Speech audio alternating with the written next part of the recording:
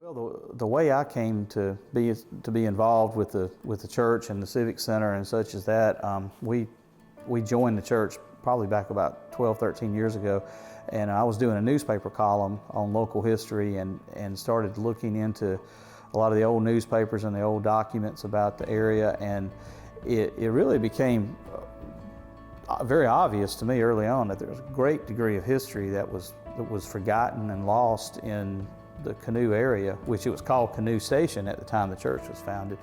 And Andrew Lowry, his family came here from Covington County. He had been in the war between the states, and he had survived all of that violence and greatest apocalyptic war that had ever been fought on the North American continent at the time. And they moved to a burgeoning place called Evansville. And Evansville was a sawmill that was built probably about 5 miles east of here. And there was other people moving in, and when the Lowrys moved there, Andrew M. Lowry Sr., the father of the man that was the first pastor at Olive, he was killed in a dispute over a dog over there, and he became one of the earliest graves in the Bowman Cemetery that's over there. And his widow, Keziah Lowry, was left to raise a huge family.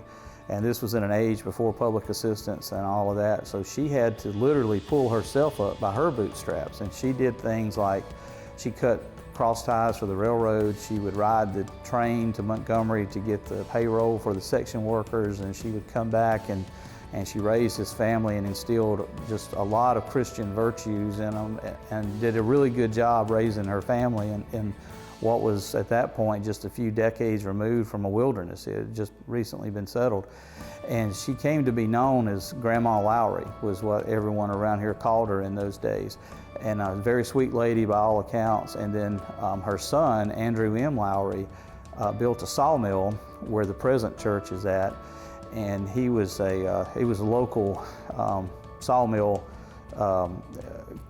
capital investor. He was involved in a lot of things. He also had a general store here. It said that he farmed. And when she did all of these things and raised these children, Andrew M. Lowry Jr., her son, was the one that had the sawmill where the church is now. And that he actually used the lumber from the sawmill. He provided lumber for the first church, which is now over where Scambia Academy is. And that was the original Baptist church. And it's been said that there was a fellow by the name of Merritt that lived in Canoe, and I think his home was about where the football stadium is at Escambia Academy. And Merritt had went down to Pensacola off of Davis, and I think there was some kind of community church that had formed there, but they were trying to form Olive. And my understanding is that he got his good friend Andrew M. Lowry to come down, and he was the first pastor. And he would ride a horse and buggy, and they would go, they'd start into the night, early Sunday morning. It was like an 8-hour trip by horse and buggy, and the horse knew the way. And the story is that him and his son would actually sleep in the buggy while the horse headed to Pensacola, and that occasionally they'd get brushed by a limb or something like that along the way, but that was how the travel went in those days. Now it's roughly an hour trip, but in those days it was an 8-hour ride. And so he was involved in that. His son, who was also named A.M. Lowry, was a World War I soldier, and also there's old newspaper accounts of a children's Bible day at Canoe Baptist Church, and there's references to A.M. Lowry being there, and his son, who was basically just beyond a toddler, in the church, talking about trying to be active in it. And they said he was a precious little boy, but no one could understand what he was saying because he was just a child. But the Lowrys were really big in this community and big in that church during that time. He was ordained a minister around 1894. He had been the church Sunday school superintendent, I believe, prior to that, like in the 1880s here, because our church was founded in 1884. And he was involved in the founding of it. There was also a lot of stories about him being involved with the sawmill, and he had other sawmill interests at Chamuckla and places such as that. He lived on the south side of the railroad track here in Canoe, about where the Canoe sleep shop is located now. There was an old home there that was, I believe, damaged fairly bad during Hurricane Frederick, I think, but the home survived, and it survived into the 1980s before it was torn down.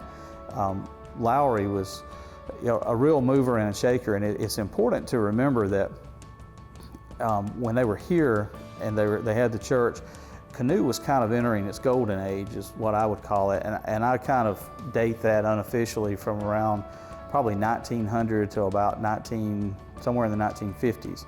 And what you saw happen was there was a brand new railroad station built in the late 1890s here, which the town was already here. It was already a burgeoning economic force with agriculture and sawmills and merchants. All along 31 there were homes and businesses and such as that, but the Lowry store was on about where the railroad tracks cross at the caution light.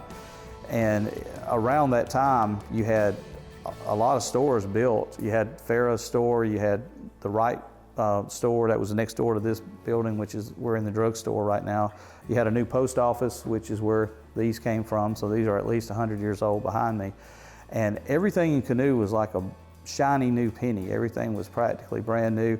And the ladies of Canoe decided that, I'm sure the men were involved as well, but they wanted a new church, and so the Women's Baptist Association started across the road to sell milkshakes and ice cream on Saturday afternoons, and they would sell it by the depot, which is right across where it was is right across the road. And that and other fundraisers were how they raised money to build the church that was built at the corner of Arthur Hall Road and Baker Street in 1916, and it was dedicated in midsummer of 1916, and there was a huge congregation that came, and it was a huge congregation anyway, but the Methodists were involved with them as well, and they came to dedicate the church, and they had dinner on the grounds. And that church building existed for around 40 or so years before they began building the church that we're familiar with now that sits on the corner. So it was a really interesting development when they had that. Back on the Lowrys, Mr. Lowry died in the 1930s and is buried at Bowman Cemetery along with his mother. She died in 1920, and at that time that was one of the largest funerals that was ever held in Canoe at that time. People from all over came to pay respects. Another interesting caveat on the Lowry line was that Lowry, when he lived at where Bowman Cemetery is, when it was Evansville, he had a childhood friend by the name of R.W. Brooks. And R.W. Brooks, his father was killed in the war between the states. So they had a common bond there in that they both had lost their fathers. And Brooks worked in the commissary of the sawmill that was at Evansville, and the two men became lifelong friends.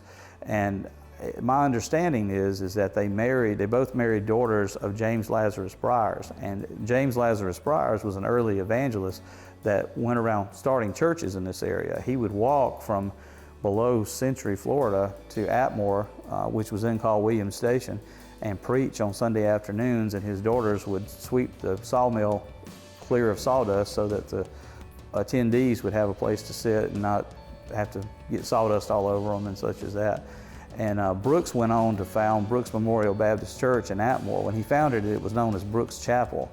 Later on, it became Brooks Memorial. And those two men were very prolific in the early churches around here.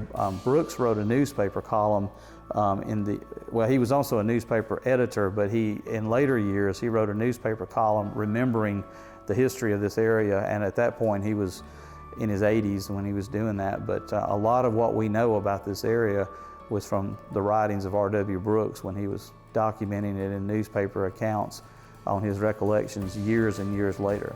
So.